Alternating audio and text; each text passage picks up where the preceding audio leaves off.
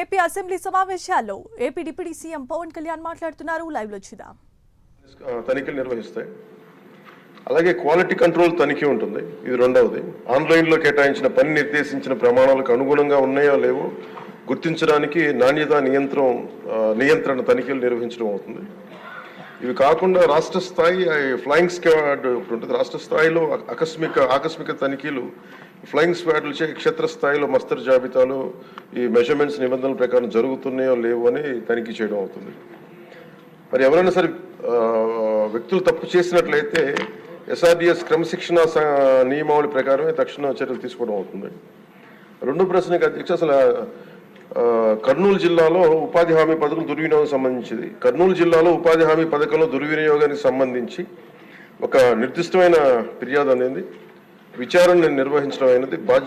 బాధ్యులుగా సంబంధిత field assistant దగ్గర నుంచి దాదాపు 39,329.37 మొత్తాన్ని దుర్వినియోగం చేసినట్టు నిర్ధారణ అయింది. వారిని విధుల నుండి సస్పెండ్ చేయడం అధ్యక్ష. అదనంగా విభాగం యొక్క సామాజిక తనిఖీ బృందం 25 మండలాలకు గాను 16 మండలాల అక్రమాలను గుర్తించింది. ఇందులో వివిధ కేడర్లో 520 మంది వ్యక్తులు ప్రమేయం ఉన్నట్టుగా గుర్తించారు. మొత్తం నిధుల దుర్వినియోగం 74,57,280 అధ్యక్ష. రెండో ప్రశ్నకి ఇది.